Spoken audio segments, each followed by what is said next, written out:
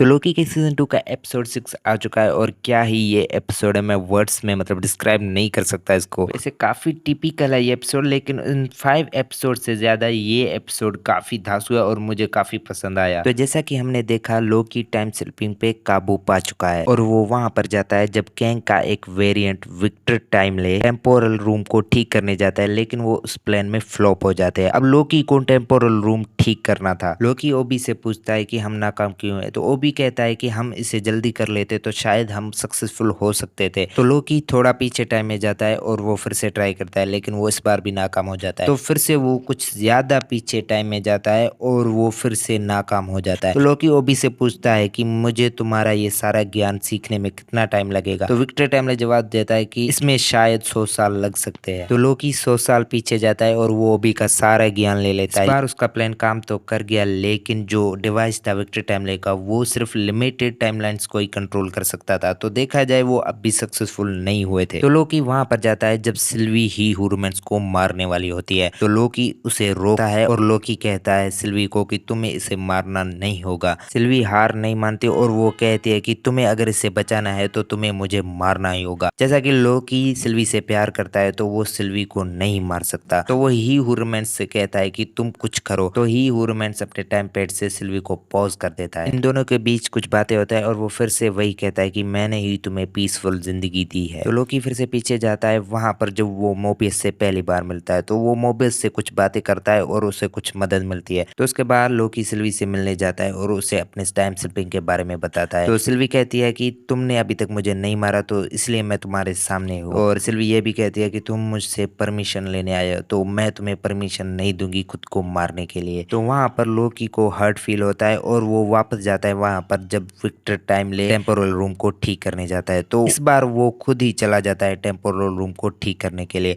यहाँ पर हमें लोकी का न्यू कॉस्ट्यूम भी देखने को मिलता है। लोकी टेम्पोरल रूम को ब्लास्ट कर देता है। वहां पर लोकी सारे टाइमलाइंस को पकड़कर उनमें जान भरता है और वो आस्ता आस्ता चल के टाइम के एंड में जाता है और वहां पर एक कुर्सी होता है, उस पे बैठकर लोकी टाइमलाइंस में जान भरने लगता है। तो अचानक से वहां एक ट्री बन जाता है जो कि होता है यग्रसेल। इसे आप मल्टीवर्स भी कह सकते हो, यानी लोकी अब राज करेगा मल्टीवर्स पे। ओडिन ने जो कहा वो यहाँ पर सच होता है, क्योंकि लोकी भी अब किंग बन चुका है मल्टीवर्स का। उसके बाद दिखाया जाता है कि लोकी ने टीवीए को बदल दिया और वहां पर जितने भी काम करने वाले स्टाफ है उन सबको अपनी पिछली जिंदगी के बारे में पता होता है और वो जब चाहे अपने रियल टाइमलाइन में जाकर अपनी जिंदगी जी सकते हैं। तो हमें दिखाया जाता है कि मोबिस अपने घर वापस जाता है और उसके पास सिल्वी भी आती है और उनसे कुछ बातें करके वो वहां से चली जाती है। और हमें दिखाया जाता है कि रमोना रेंसलेयर जिसको अलाइथ निगल जाता है। तो ये अब श्योर नहीं है क्योंकि हमें क्लियर नहीं दिखाया गया। उसके बाद हमें दिखाया जाता है कि लोकी अपने कुर्सी पे बैठा होता है और वो कई लोगों की जानें बचा रहा होता है